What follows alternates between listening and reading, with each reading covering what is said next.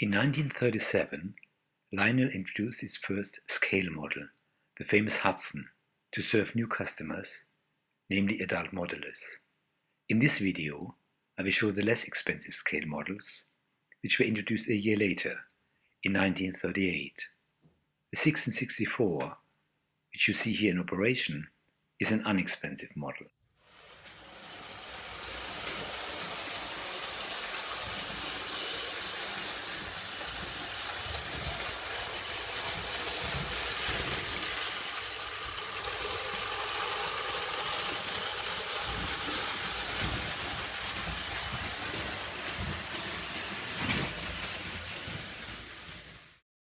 The same year, 1938, Lionel introduced its first operating structure, the 98 coal elevator.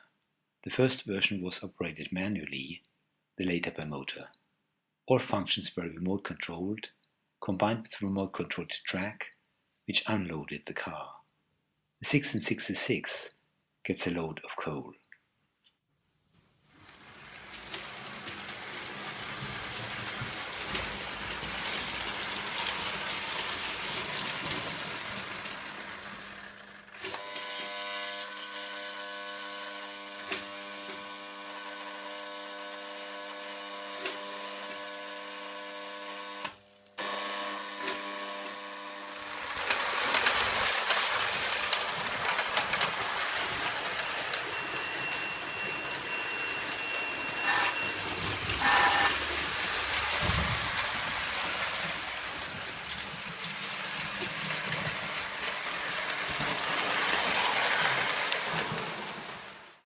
The 224 is the low-cost version of the 220 series, built between 1938 and 1942.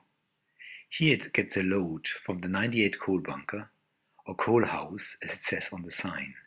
This item is a simplified version of the coal elevator and was only produced for 2 years.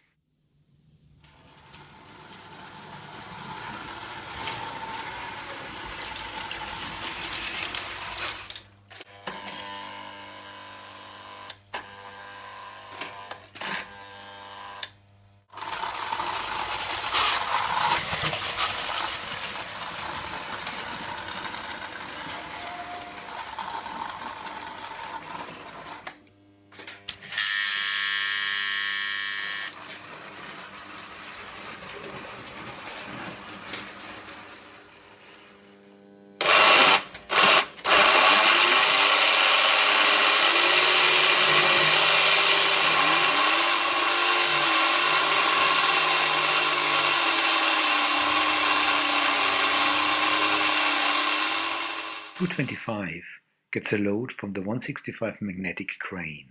The crane was controlled by remote control, could turn the arm left and right, move the hook up and down, and activate the magnet to attract metal.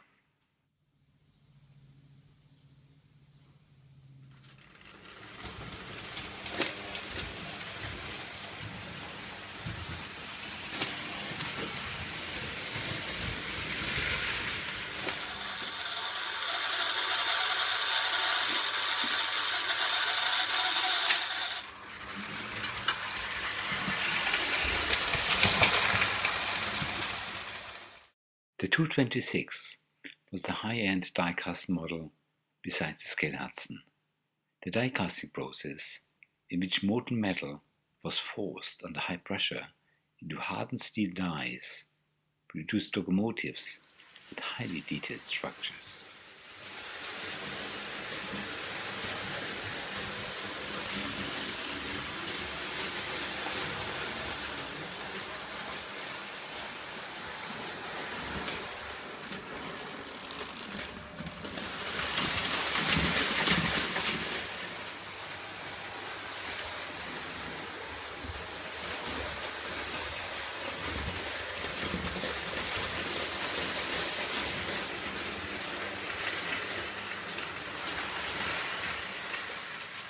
The 164 log loader is shown here combined with the 229 model.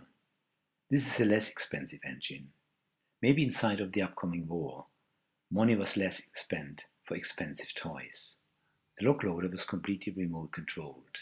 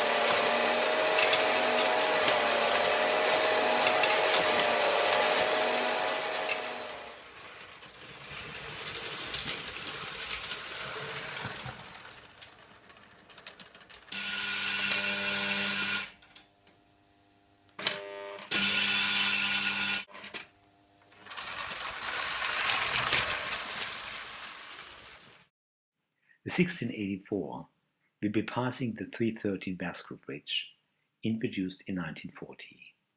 The operation is initiated by a push of a button, and it automatically stops the action when the track has reconnected.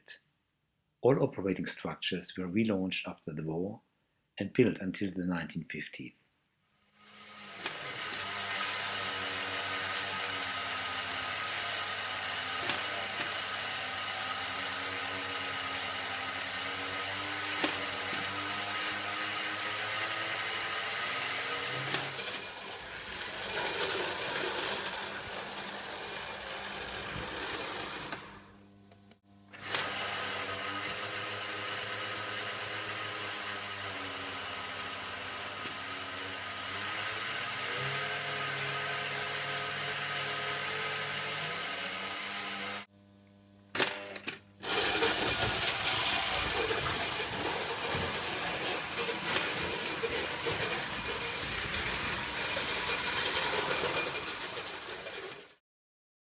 Die-cast models took over after the war, since Lionel discontinued the models made out of sheet metal.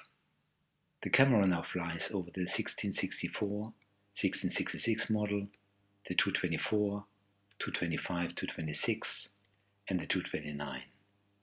Finally, you see the less expensive 1684 and 204, and with these the production ended in 1942.